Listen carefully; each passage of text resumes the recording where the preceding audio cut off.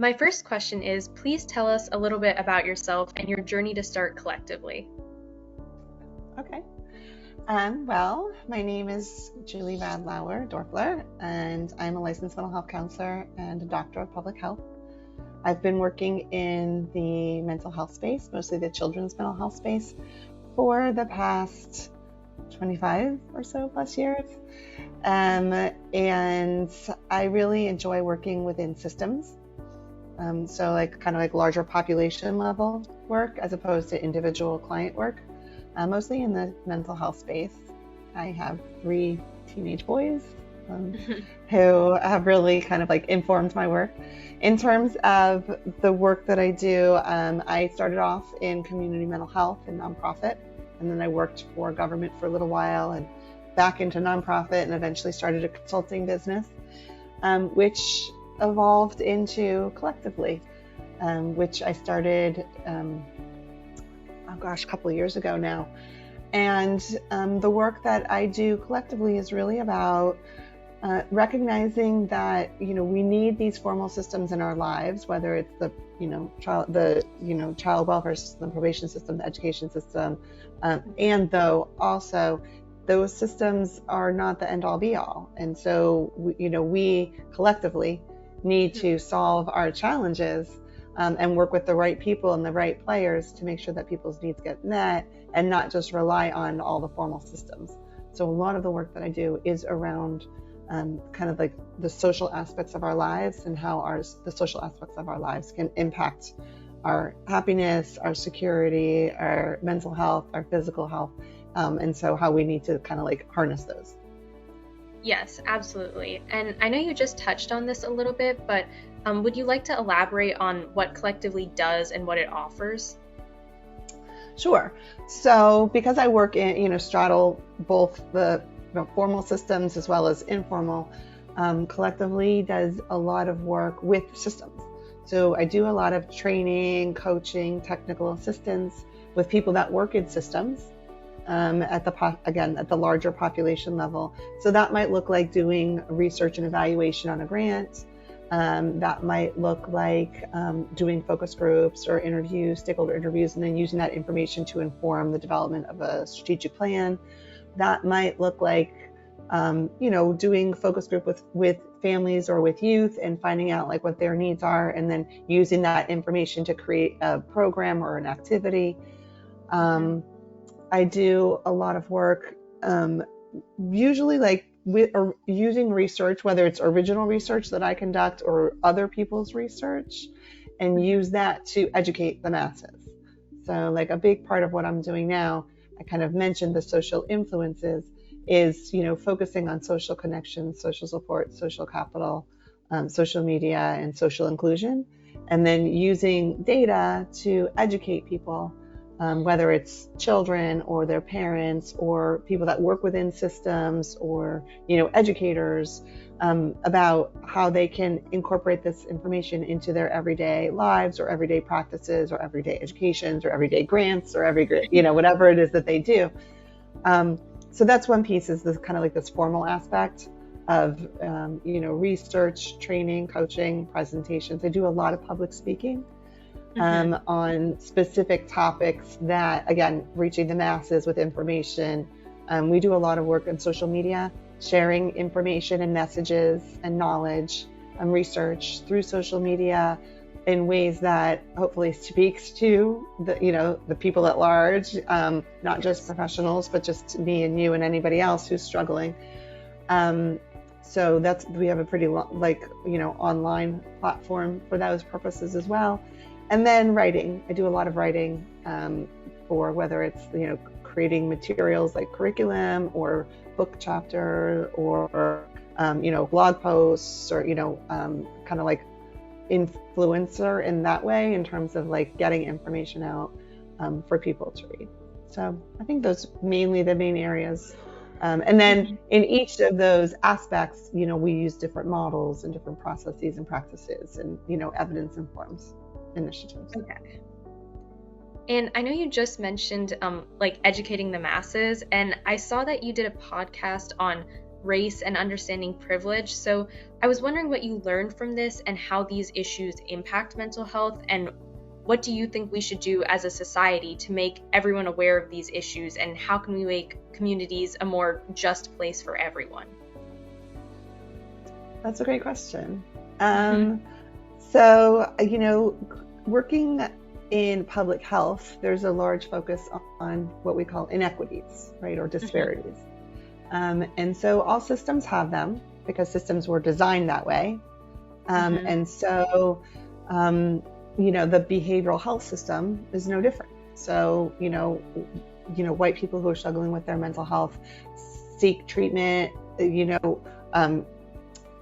It's like 70% of Black and brown people do not access mental health treatment, whereas 50% of white people do not access mental health treatment. And so, like, looking at that inequity or that disparity, kind of like leads you to the, well, why is that? And then how do we do it differently? Like, how do we stop that inequity from happening? And so a fair bit of my research is around looking at those inequities, whether it's in the behavioral health system or the child welfare system or the probation system. Each system has their own inequities, and you have to look at them and then figure out, like, okay, what's the path forward? What do we have to do to stop that? And so the research, say, for example, in the behavioral health space, resulted in a training curriculum that was designed for people that work in the behavioral health system to help them understand, like, why these inequities happen and what do we do about them? How do we approach differently? And so a research study that I conducted interviewed families from across the country, African-American families from across the country, and said, like, how do you want your mental health needs met? And like, the majority of them don't want their mental health needs met through seeing a therapist. And that's cultural. But also the way the system is designed, most of the therapists are white. And so most of the people said they want to work with somebody who looks like them. Well, but the system doesn't allow for that. So then the result is that there's inequities in treatment and in outcomes. And so, that's really like where that work came from. But then while I was doing the geeky research part of it, I realized about my own experience and my own upbringing and my own relationship with what I thought the system, should be providing and to whom. And I felt really passionate about helping behavioral health professionals and all professionals, because it's not just the behavioral health field, but all professionals recognize their own biases and how that plays into the job that they do every day, the work that they do every day.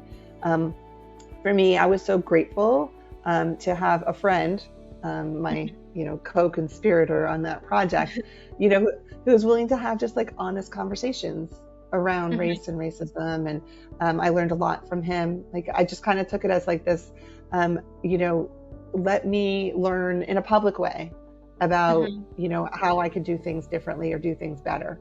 And so that's really what that podcast series was about. And we had a lot of fun, like laughing at ourselves and each other. But I hope that, the message is not lost in that people realize, like, life is about learning. And, I used to do things this way, and now let me try to do it this way. I mean, there's all kinds of research around how race and racism impacts people's mental health. And so that's another piece to this, which was not really the purpose of the project. It was more about, like, if you're working in the field, this is how you have to do it better so that you can meet the needs of everybody equitably. Yes, definitely. My next question is, how do the social influences of mental health impact individuals? Since I know you said you focus mainly on the social aspect, and what can people do to improve or help their social influence? I mean, the power is actually within the people. So every person can influence their social. Now, so like the research demonstrates that like 80% of people that are experiencing mental health, conditions can have their needs met outside of the formal treatment setting. So like only 20% of people need like medication, therapy, hospitalization. 80% of people who are struggling with their mental health can have their needs met in less formal ways. And so the social influences of mental health is for 100% of the people, right? Because if you're part of that 20%, but you have social connections and you have social support, it's going to impact your mental health. You might still need medication or therapy, but it's going to impact your mental health having those connections and support. But if you're part of the 80%, you don't necessarily need medication or therapy. That's not going to solve your problem. But the social aspects of your life, and by intentionally focusing on the social aspects of your life, can improve your mental health. So, for example, if you're somebody who spends a lot of time on social media, well, there's research that demonstrates that social media is often linked with anxiety and depression. So if I'm part of the 80%, I'm experiencing low-level anxiety, depression, and I spend a lot of time on social media. Just by curbing the way I look at social media, the social media that I look at, how frequently I use it, the function of social media in my life, I can impact my mental health. And that's just like a very concrete example. It's the same thing with social connections.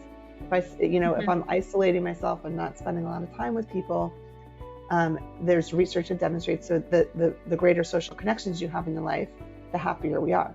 So if I intentionally focus on spending time with people, even if it makes me uncomfortable at first, but I still push through and I spend time with people, ultimately I will be happier and I will live longer and I'll have better cardiovascular health and I will have less risk of diabetes and less risk of mental health and substance use conditions, like all of these things. And there's lots of research around that. So I try to teach people how to focus on those social aspects of their lives in meaningful ways so that they can decrease their mental health symptoms through tangible activities. Yes, not just theory. Yes, the social aspect's definitely important. I saw that you were also working on a project called the Wraparound Project, and I was wondering if you could tell us a little bit more about that. Yes, absolutely. I mean, wraparound is near and dear to my heart, and it's actually how I got into really focusing on the social aspects of people's lives. So wraparound is a movement. It's been funded through the federal government since the early 2000s. I was trained by one of the fathers of the wraparound process, John Vandenberg. He is like a mentor to me. And so basically it's recognizing that people with complex mental health needs, and complexity really means involved with multiple systems. So I'm struggling in school, I'm struggling with my mental health, I'm struggling at home or in the community. And my mental health is impacting my level of functioning. I can't really function in certain aspects of my life. And it's complicated because there's multiple people involved. And so what wraparound does is it pulls all those people together to say okay, how can we collectively solve the complex challenges with this family? And there's 10 principles of the wraparound process that really focus on the family guiding the process and being strength-based and being individualized, focusing on natural supports. And so a big piece of the wraparound process is focusing on bringing what we call natural supports into the process. So that's if I'm really struggling with mental health, but my neighbor is really helpful, then my neighbor becomes part of our team. Or if I'm, struggling in school, but I have a teacher that was maybe my teacher from 2 years ago, who I still feel connected to, that teacher becomes part of my team and helps me deal with my current present challenges. And so incorporating that natural support aspect is one of the big benefits of the wraparound process. And so my work has kind of just naturally, organically shifted from only wraparound to everybody can benefit from these natural supports. How do we teach people how to do this on a regular basis? Because people don't really, if I say to you, okay, Nira, how many friends do you have? And you go, okay, I have 3 friends. Or, and I go, okay, well, you should really have 5, because the research demonstrates that you'll be happier if you have 3 to 5 friends. And you're just well, I don't really know how to make two more friends. I wouldn't know, how do I do that? And so people get stuck with that. I know I should do this, but I don't really know what to do. So what I teach are actual tangible methods to help you create those 2 friends, because that's going to make you happier. That kind of thing. Yes, definitely. My next question is, I know I focus a lot on teenage mental health, so I was wondering what type of resources does Collectively work with specifically for teens? So the work that we do is, I would say it's universal. I mean, if I'm going to put out a technique about how to make friends, you could use it as a kid, you could use it as an adult. I would say that, certainly the social media aspect is something that teens would be more, interested in using, as opposed to, adults. I had to shift I was on LinkedIn, and I kind of had to shift to like, okay, what's a platform that younger people would use? And so Instagram is the one. I haven't really delved into like TikTok yet, though I know that's where most of the teens probably are, or I'm not going to do Snapchat, but so I mean, I think like using the platforms, the information is the same. I try not to make it so like professional. I kind of sound like a encyclopedia sometimes, and I know that. So I work with people like yourself who I say like, okay, put it in language that like everybody would understand, not like, the kind of language that I use. So I rely on people like yourself to be like translators, to put it into, like everyday language. But I do think that the concepts are the same. I think that, like especially teenagers, they want to learn how to have good friends, because that's what peers are so important at that age. They want to learn, they spend time on social media, so they should want to learn some good social media habits, and like how to do that. And like, I'm not like, my instruction around social media is like, don't use it. That's not it, right? Because social media is here to stay. It's just how do we use it in a way that will improve your mental health, instead of using it in a way that's going to, be a detriment.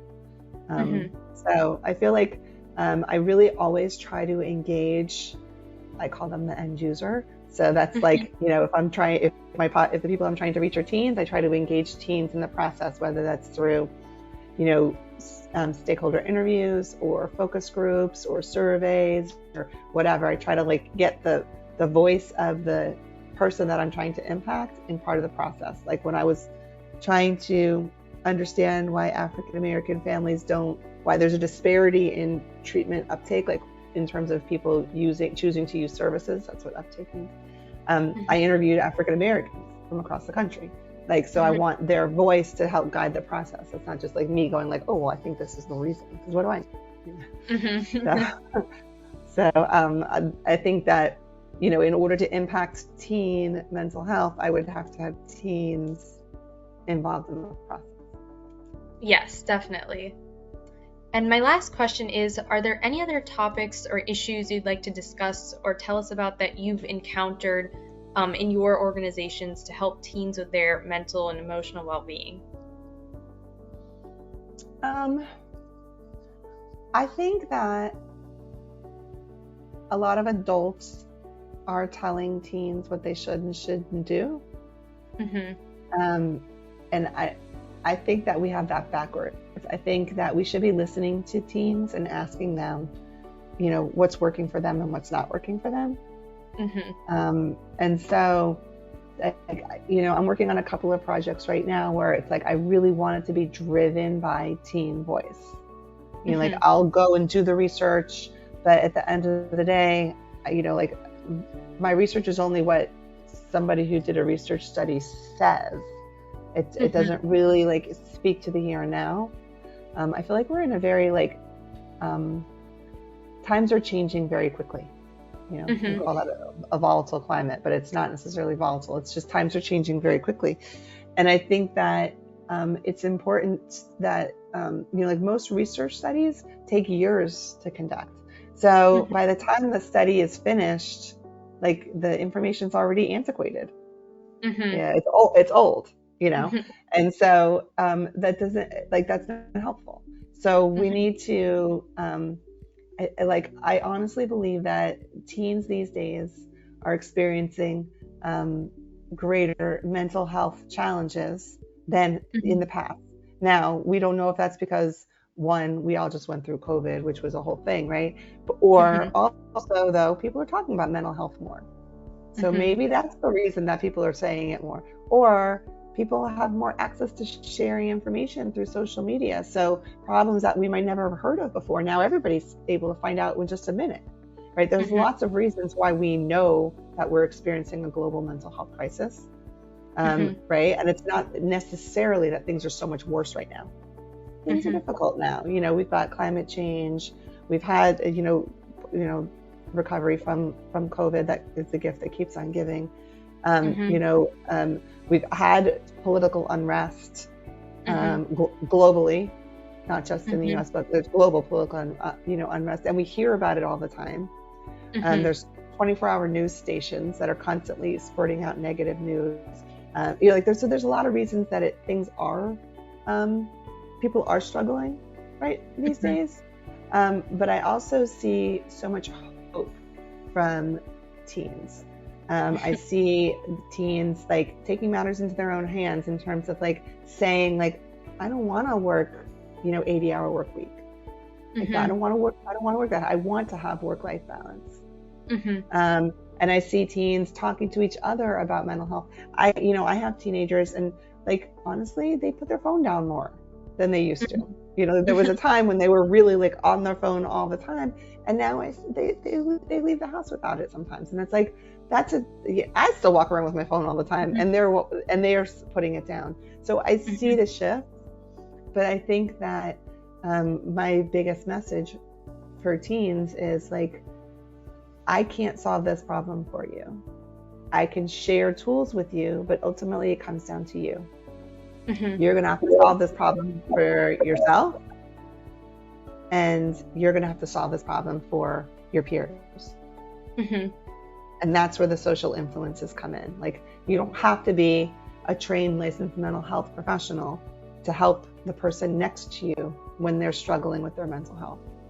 Mhm. Like, use the social aspects of your lives. Use yourself as being a connection for that person to Mhm. help them improve their mental health. And you'll see our global crisis will disappear. Yes, peer support is definitely important. Yeah. Um, so thank you for your time. I really appreciate you doing this interview and answering my questions. I know I learned a lot, and I'm sure everyone else will too. Well, thank you for having me. And I have a question for you, if that's okay. Oh, yes, Can I ask you a absolutely. question? What do you think teens need to improve their mental health? I think that teens, like you said, like need to be taught more coping mechanisms because like you said, like teens are experiencing like so much change these days. I mean, all teens went through the pandemic, so everyone kind of had this weird period when they were growing where there was a ton of social isolation. Like, I know my own mental health suffered then. And like you said, people are talking about mental health more, but I think more of that conversation needs to be about coping mechanisms for when your mental health is struggling, like what to do when that happens. Because I feel like while there is a lot of talk around mental health, that kind of needs to be taught, whether it's in schools or outside of school. So I think that's what teens really need these days for their mental health. So that way, I guess, like transitioning into the next phase of life, like college and adulthood, people know what to do when their mental health struggles. I agree. And so your business, Teen Mental Hmm. Health Reset, is that what you guys like? Is that like your main message? Is like these are the tangible tools? Or is it more about talking more about just that we're experiencing mental health? Like, what are your goals for your business? It's definitely a mix of both because a lot of my nonprofit is focused on awareness. So it's a lot of talking about mental health and educating people about what mental health is. But I know some of it is also tangible tools since I talk about like what signs to look out for in other people around you, like that peer support you mentioned. And then I've also done workshops on stress and coping mechanisms, and I do interviews with professionals like you to talk about what to do. So it's kind of a mix of both in my goals. Awesome. Well, I'm so grateful for you for the work that you're doing. I mean, kind of like blazing the trail for teens to be talking about mental health, which is just awesome. Thank you. I really appreciate that.